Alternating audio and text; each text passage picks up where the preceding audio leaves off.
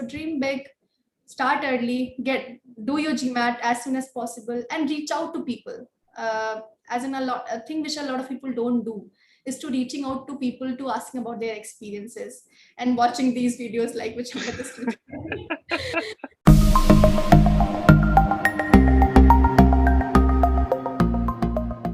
Hey guys, today we have with us Ms. Kamini Singh.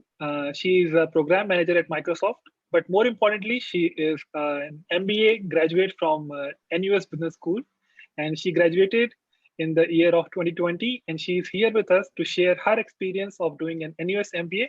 So, hey Kamini, welcome to the channel. Thank you, Amit. Thanks for inviting me. Yeah, so to begin with your experience, can you just tell us about your academic and career background? So my family is based in Lucknow, which is a city in Uttar Pradesh, and your Indian viewers would know that where it is. But most part of my initial studies were done in a very small city in eastern part of UP. And after completing my 10th class from there, I went to Kota for preparing for engineering entrance exams. And thankfully, I got a good rank, which landed me to a very reputed Indian top school in IIIT Allahabad. So this is like what is my journey for undergrad. So I graduated in information technology in 2013, and after that I joined Verizon, which was my first employer. But because I wanted to come more into consulting on analytics or data side of the job, so that's why I took up this role in ZS Associates. And after working in ZS Associates for almost 1.5 years, I got this wonderful opportunity to work in McKinsey's Knowledge Center as a data analyst. So yeah, this is my journey post pre-MBA. That's great. You graduated from a top college in India, and you got good jobs, and finally you landed up in McKinsey, which is actually a dream job for a lot of folks out there. And you had a set career, and after that you decided to pursue an MBA. So what was the motivation? Like, how did you decide to go for an MBA by leaving your full-time job? Because it's a tough decision to make. So how did it come upon? Yeah, so the journey to do an MBA was made very early in my life. So as I mentioned, when I was going to Kota for my engineering entrance exams preparation, my sister, she was preparing for her MBA entrance exams. And looking at her books and curriculum, it really excited me. I was like, I want to study this. I want to apply for CAT. I want to go into the IIMs, because she used to tell me stories, right, of big IIMs and everything. And while I was in my college as well, I had my batchmates who were equally interested in pursuing MBA after our graduation. So it was kind of a group of people who were aspiring towards the same dream. And luckily, when I ended up in ZS Associates and McKinsey, we had many senior colleagues who came in from top MBA schools in India. And looking at their way of working, their way of styles, that quite inspired me as well. So I think the decision to do an MBA was made very early career in my life, and I never had a confusion that I don't want to do an MBA. In fact, I was always decided that I want to do a full-time MBA, because the experience that the full-time MBA gives you with so many competitions, case studies, the life living in the campus, I was fascinated by a lot by all of that. So it was a very natural decision for me to go for a full-time MBA course. Yeah, that's really true actually, because we have done education in India, and to come abroad and do a full-time education, it is actually transformative in a lot of sense, because yeah, you get to see and you get to meet a lot of new people, right? So yeah, Yeah. I appreciate that decision. But then the more tough part comes up.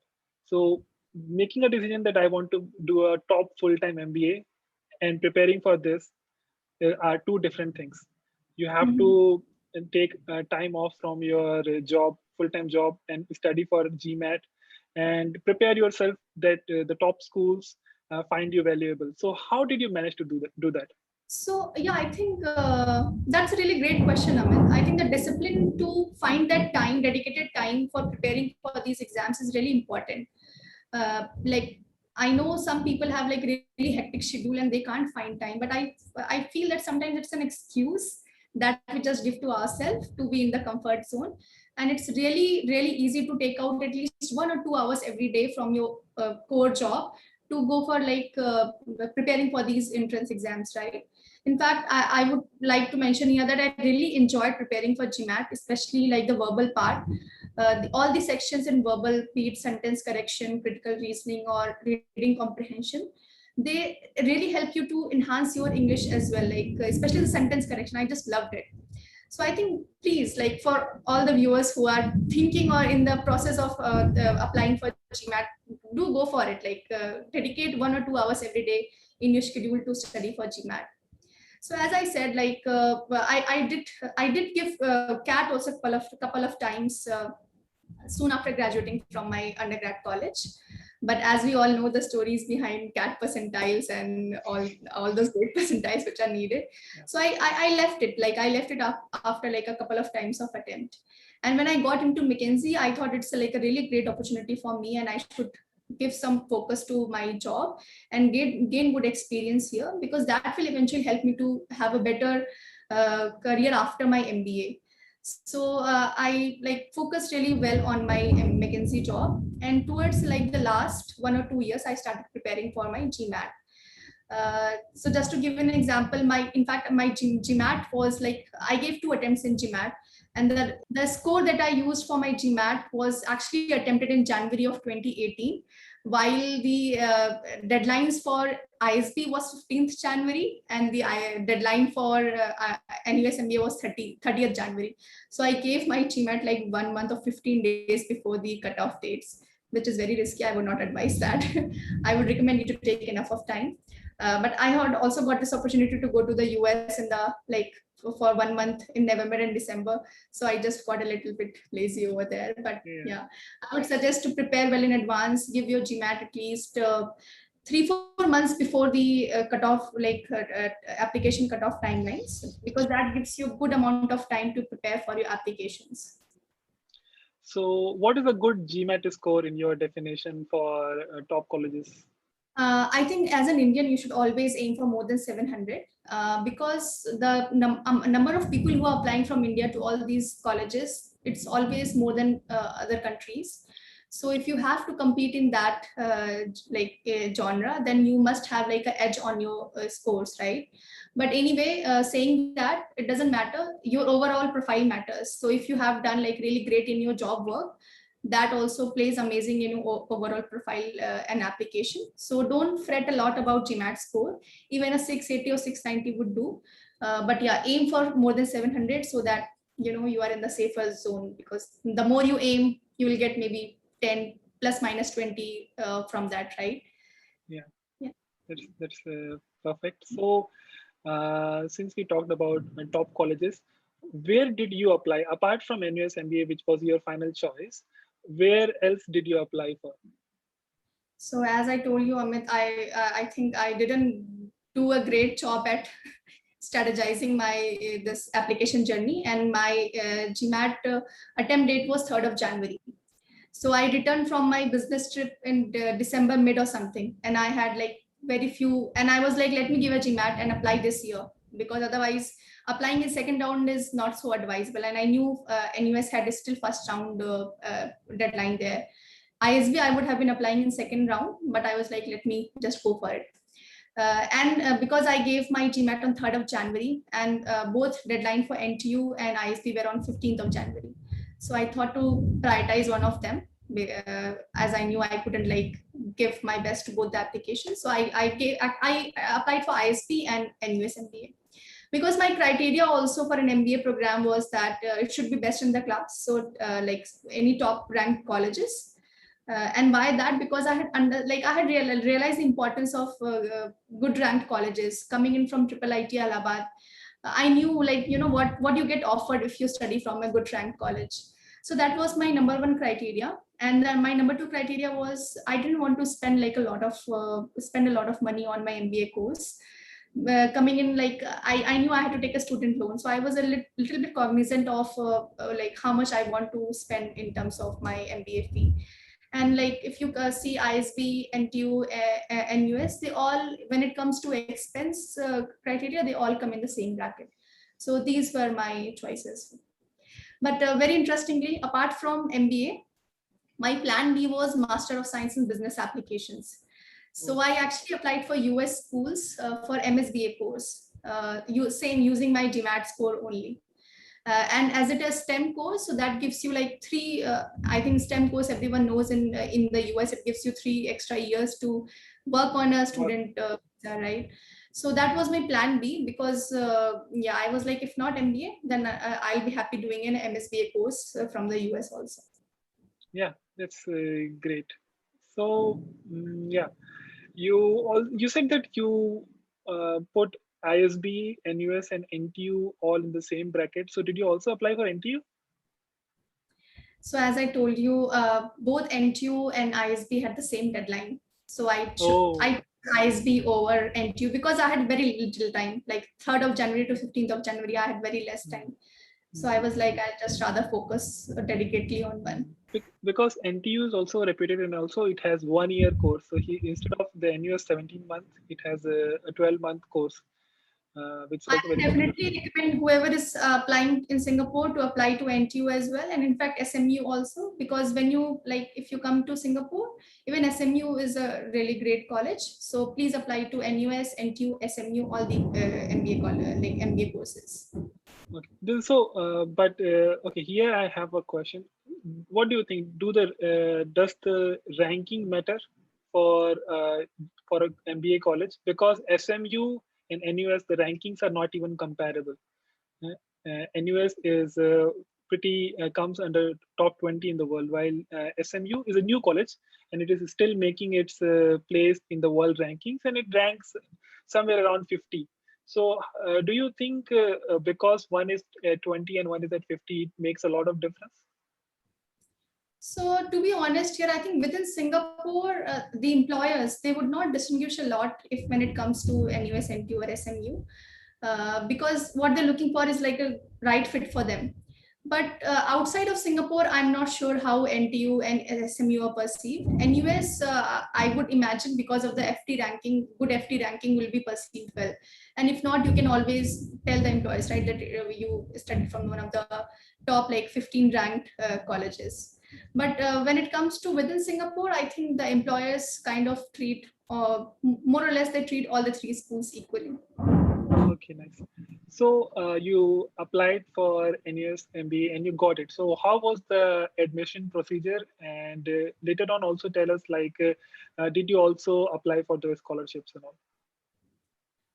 Yes, the NUS application that time said that everybody is by default considered for scholarships. So yeah, I think that was the case as well.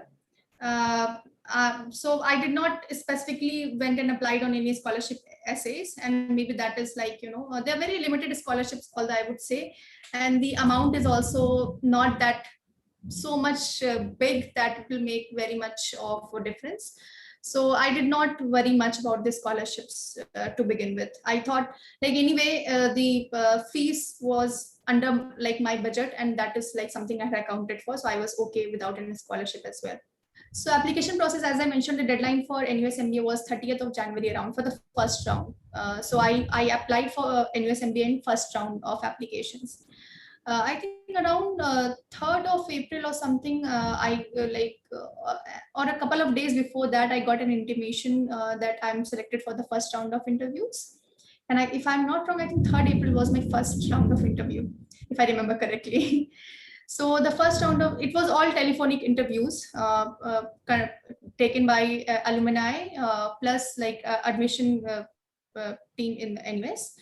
And the questions were all ranging from why I want to do an MBA, my post career plans, long term, short term, and how do I plan to spend my MBA in if I get admission, and why like NUS, why like not any other college. So all of these like soul searching questions, like one should have done already. So what they want to look for is like, that do you have the surety of why you want to do an MBA, and have you done your due research that why you want to do it from NUS or NTU or ISB. So they really want you to have done your due research before applying for these schools.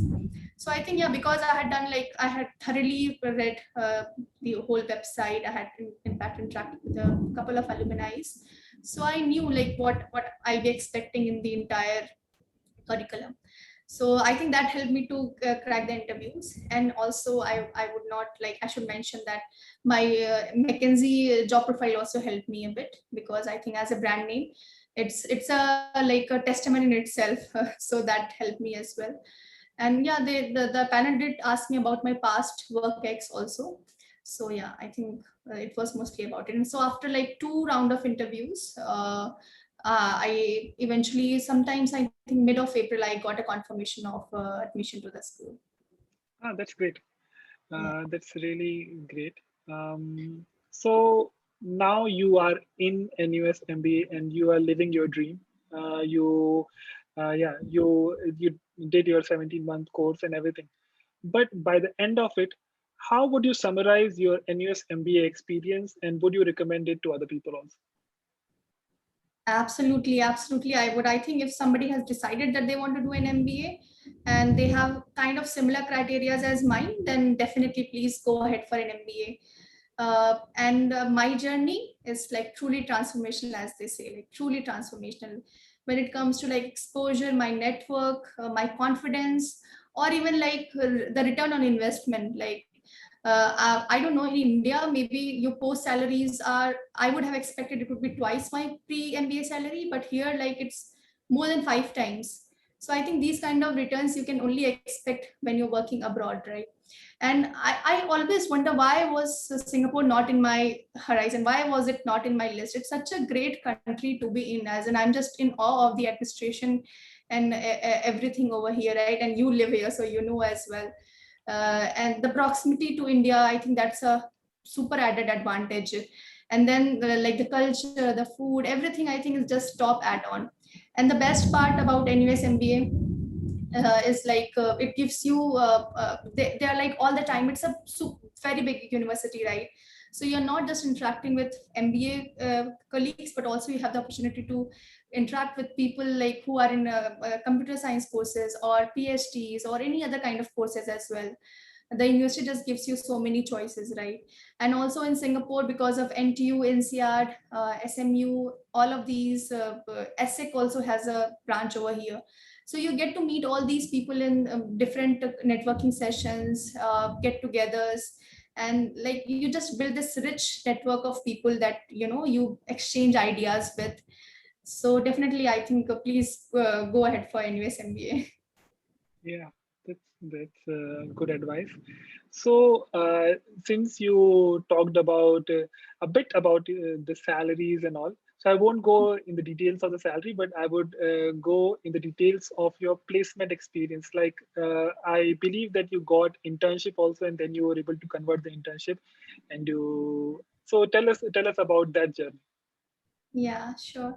So I think one recommendation, the world is going digital and tech. So, and having a tech background definitely helped me.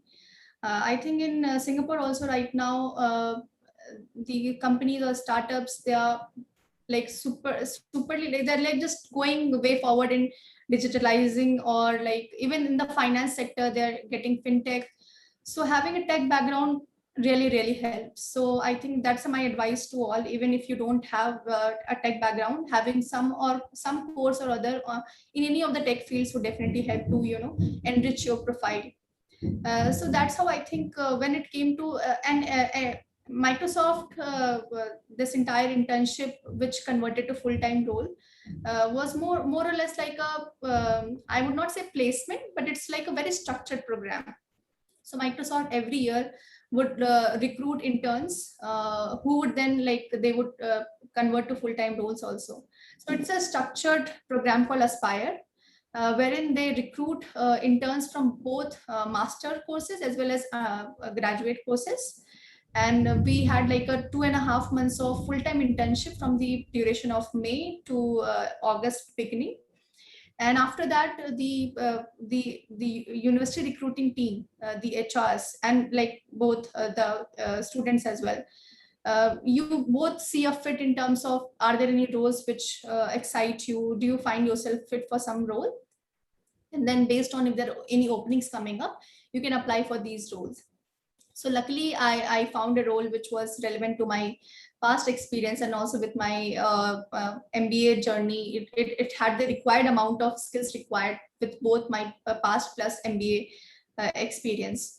And that's how I landed like a full-time role, which I started in the November like of 2019. That's great. So during your internship, how were you able to manage your classes also? So, okay. So basically during summer here, the university gives you a break. But for MBA, so technically for undergrads, there will be like holiday from period of May to June. That is called like a break time. But for MBAs, that is for us called as special term in NUS MBA at least. So there are two special terms from the starting from May to August, and then it's up to you whether you want to take up any courses during that special term or not. You want to take like you want to double up on your courses during that special term and want to take lesser courses in the last semester. So it's all like customized for you, like based on when are you doing your part-time internship, when are you doing your full-time internship. You can very well customize your NUS MBA, and that is I think one of the best thing I like about NUS MBA as well, that you can very well customize your entire journey. So if you want to finish your MBA in 1 year, that is doable as well. However, not recommended because it doesn't give you enough time to do full-time internships, right? So as you asked, during special term, we have the liberty to choose or not choose any courses. And for me, during the both like combined two special semester, I just took one course. So it was quite manageable. Like I had to only go once a week in the afternoon, sorry, in the night for my this one course. Okay, this is. And what specialization did you take, by the way? Did you do any specialization? I did, yes. So in NUS MBA, like if you have at least 5 modules done in like a particular specialization, then you have that specialization. So from that, I have done specialization in strategy and analytics. And That's great. for those who have not, I think you can visit NUS MBA website, and there's like a good, you can see very in detail what all specializations are offered. And then when you come on board, you will be there are like many electives offered in all of those specializations. So if you have done more than 5 in any of these specialization, then you get that particular specialization. Okay, that's great. That's great. So now you have summarized all your experience and everything. Do you have a final word for the new MBA aspirants or any student who is making their career? What final advice do you have for them? Yeah, I think my final advice is to like dream big and all. And I think a lot of us just struggle on the part of finding the very first phase, which is finding time to prepare for our GMAT. That is, I would say, the biggest hurdle if I look back, and after that everything just falls into place. So just break that hesitation to start preparing for an GMAT, because after that, like, there's a whole new life that is waiting for you. So just go for it. I think I gave myself a lot of excuse as well that why I'm not studying with my job. But now when I look back, I just see that, thank God that I stick to that routine. Thank God that I stick to preparing for my GMAT and applying for an MBA, because I know some of my colleagues and friends who were like in the same journey and as me, and they did not. So like, looking back, I see, please dream big. Initially I was also very much thinking about that I want to stay in India. I don't want to like have an MBA outside. But having now studied from Singapore or NUS MBA, I have realized the importance of studying from abroad, because the kind of network and the cultural experience exposure that it gives you, it's just incomparable to what you will get in India. It's a totally different world. Just exposes you to a lot of new different things. So dream big, start early, do your GMAT as soon as possible, and reach out to people. As in a thing which a lot of people don't do is to reaching out to people to asking about their experiences and watching these videos like which Amit is teaching. Yeah. Yeah, So definitely. learn from people's experiences. Reach out. Just don't confine within your own space and just on your Mm. theories, right? Get yourself validated from a number of people, and then yeah, just go for it. Yeah, that's a great advice, guys. And also, I would like to add on Kamini's point. So when she's saying that you won't get that experience in India, which you can get in abroad. So the thing is, you have done your education in India, and now you need more exposure. So once you take that exposure, come outside, study here. After that, even if you want to return back to India, you will be much more valued there. So what she's saying does not mean that you should make you should migrate outside. It's like you get education, you get world-class education, and even after that, you can come back to India. And all the best to you guys, whoever is watching this video till the end. And please subscribe to the channel. Please also follow Kamini Singh on LinkedIn. I am putting her handle in the description. This is Amit, and she is Kamini, and we are signing off. Peace.